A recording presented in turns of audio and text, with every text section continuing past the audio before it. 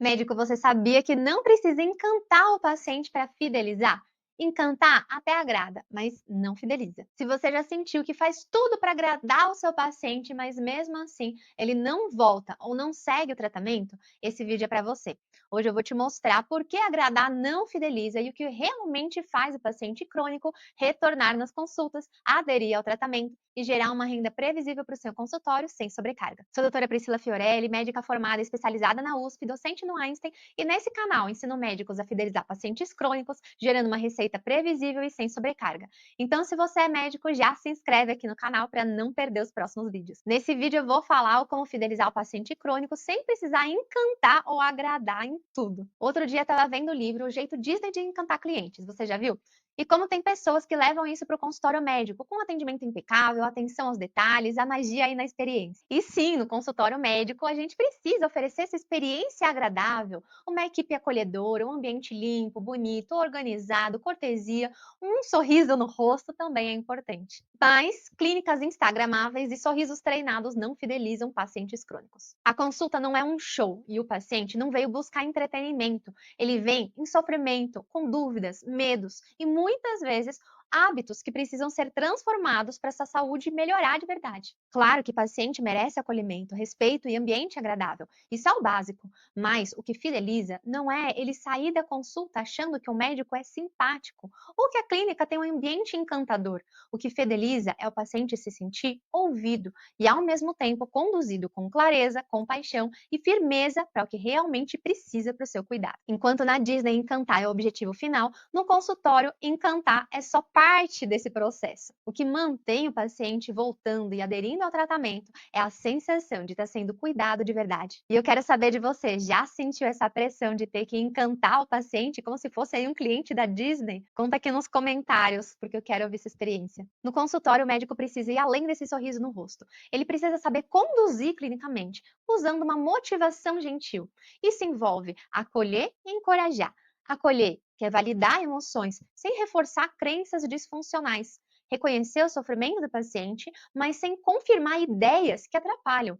Por exemplo, entendo a sua frustração de não conseguir controlar o diabetes, mas isso não significa que não exista outra solução. Encorajar é confrontar com empatia, é questionar crenças equivocadas de uma forma firme, mas respeitosa, sem humilhar ou desautorizar. Por exemplo, você disse que não adianta usar medicação para hipertensão. Vamos olhar junto aqui o monitoramento da sua pressão ao longo do tempo, quando você estava usando e quando não estava usando medicação? E quais são as possibilidades desse tratamento? Com a motivação gentil, o médico pode usar compaixão para conduzir o paciente rumo ao que ele precisa, sem dureza, sem conivência. Por exemplo, eu sei que mudar a alimentação inteira é difícil. Vamos começar com um pequeno passo, mas que já faz a diferença? Tem isso, todo encantamento aí no consultório bonito, a equipe sorridente não vale de nada. Pode até agradar na hora, mas não gera adesão e nem fidelização a longo prazo. Fazer uma condução clínica com motivação gentil é possível a gente fazer uma educação em saúde de forma colaborativa e ajustar o plano terapêutico de acordo com a vida do paciente. Isso é, não é dar uma aula para o paciente, mas construir conhecimento junto com ele, ouvindo essa visão e ajustando a explicação. Por exemplo, o tratamento é importante e eu quero saber como você entende sua doença hoje. E o plano terapêutico não é um plano perfeito, ele é um plano que cabe na rotina do paciente, é alinhar a ciência com viabilidade. Por exemplo, você trabalha à noite, então vamos adaptar aqui a medicação para o horário do seu sono. Uma das maiores dificuldades na prática clínica não é apenas diagnosticar ou prescrever, mas conduzir o paciente de forma eficaz, principalmente pacientes crônicos, que carregam consigo crenças distorcidas, expectativas pouco realistas e comportamentos que pioram a sua saúde. Um paciente pode trazer falas com distorções de pensamentos, como por exemplo, minha pressão só sobe por conta do estresse, não é nada grave. Ou, se eu tomo um remédio e me sinto bem, eu posso parar por conta própria. A dieta não funciona para mim, é melhor nem perder tempo com isso. E muitas vezes os médicos caem na armadilha de apenas validar aquilo que o paciente diz, ou então confrontar diretamente, trazendo um atrito. Simplesmente validar não basta. Se simplesmente a gente validar essas falas, reforçando a percepção que o paciente tem, isso não vai ajudar a melhorar. E também questionar de uma forma brusca, sem empatia, pode soar como uma crítica que afasta o paciente. Com a motivação gentil, a gente procura o equilíbrio entre a validação e o confronto empático. A motivação gentil também ajuda o médico a transmitir informações de forma mais personalizada e eficaz. Muitos médicos caem aí naquele estilo professor, despejando explicações técnicas que não se conectam com a vida do paciente. Com a educação colaborativa e centrada na pessoa, o médico pode construir conhecimento junto do paciente. Por exemplo, um paciente com hipertensão resistente que não adere ao tratamento, em vez de só explicar o risco de infarto, o médico pode dizer: Olha, eu tenho aqui a parte técnica, mas você conhece sua rotina e seus desafios. Vamos pensar junto qual seria o primeiro passo mais fácil de colocar em prática agora? Será que é reduzir o sal no almoço, caminhar 3 vezes por semana? Vamos decidir isso conjunto. Esse modelo empodera o paciente e aumenta muito a adesão. O médico traz conhecimento técnico e o paciente sua vivência prática. Quando os dois constroem juntos o plano terapêutico, o resultado é mais adesão, mais retornos, menos sobrecarga para o médico e uma sensação de real propósito na prática clínica. Talvez tenha médico que vai achar que isso vai dar mais trabalho, mas na prática é justamente o contrário, dá menos retrabalho. Quando o paciente adere, você não precisa repetir as mesmas orientações a cada consulta, porque o cuidado começa a fluir de forma contínua.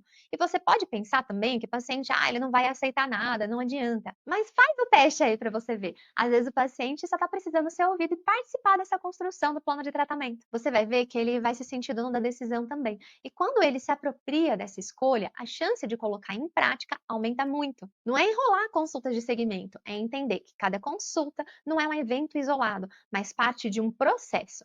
E validar, revisar, ajustar pequenos passos, acompanhar as conquistas, dar sentido às consultas de segmento. Isso traz naturalidade e profundidade ao cuidado, fortalecendo a relação médico-paciente. Como o médico pode validar emoções sem reforçar crenças disfuncionais? Validar é reconhecer a experiência do paciente, sua dor, sua percepção, mesmo que ela esteja distorcida. Quando a gente valida, a gente comunica para o paciente: olha, eu estou aqui, estou te escutando, o que você sente é real, é importante, sua experiência importa no processo de cuidado. Por exemplo, um paciente com diabetes que diz: doutor, eu estou cansada, parece que nunca vou conseguir controlar a glicose. Aqui, validar significa reconhecer a emoção. Olha, eu entendo que isso pode ser frustrante, porque exige um esforço constante.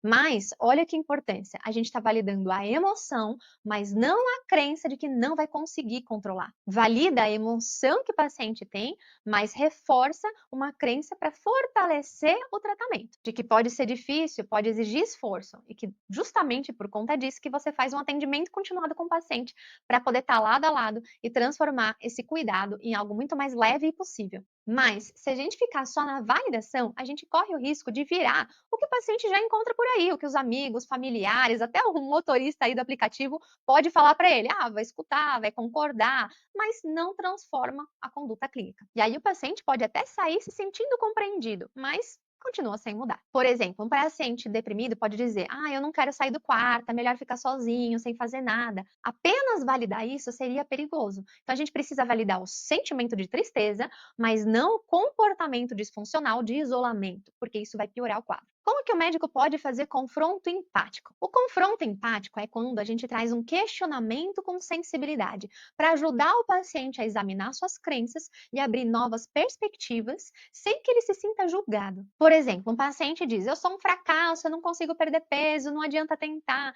O médico pode responder: olha, eu entendo sua frustração, é realmente difícil, mas será que esse episódio isolado define você como um fracasso? Vamos olhar junto aqui quais foram as tentativas que foram feitas, quais os avanços que já conseguiu até agora, mesmo aqueles pequenos, ou como que a gente pode considerar isso? Quer dizer, a gente valida a emoção, que é essa frustração, mas confronta essa generalização negativa. Se eu erro em uma coisa, eu sou fracasso em tudo. Então a gente confronta empaticamente para trazer a reflexão e isso gerar novas crenças, crenças que podem fortalecer comportamentos mais saudáveis. No atendimento continuado, a gente faz consultas periódicas e contatos periódicos. Quer dizer que tem momentos que o médico pode ser mais acolhedor ou às vezes mais encorajador. Saber escolher o tempo certo para cada tipo de condução clínica faz parte das habilidades do médico para aumentar a adesão no tratamento e fidelização. No início do acompanhamento, o foco deve estar mais na validação, para fortalecer a aliança médico-paciente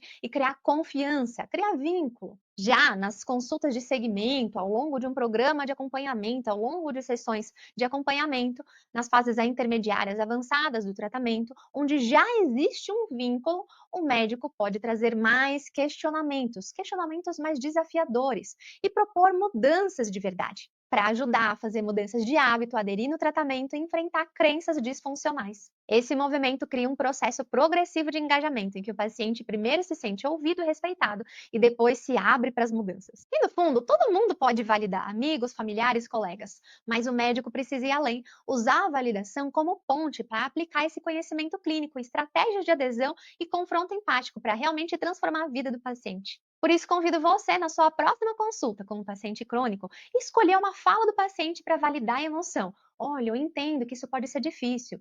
E, em seguida, trazer um pequeno confronto empático ou um ajuste concreto. Olha, vamos pensar uma forma de tornar isso um pouco mais leve?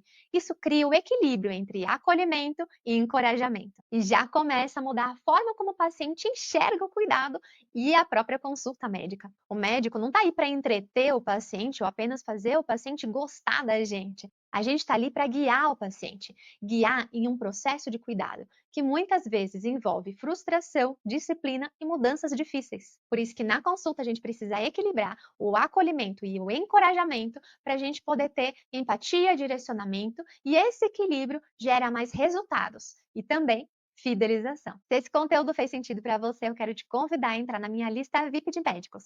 Lá você recebe a newsletter Carta para Médicos, com bastidores da vida médica, conteúdos mais aprofundados sobre esse e outros assuntos de como fidelizar pacientes crônicos, gerando uma renda previsível e sem sobrecarga. É gratuito e exclusivo para médicos. O link eu vou deixar na descrição aqui desse vídeo. Espero você lá.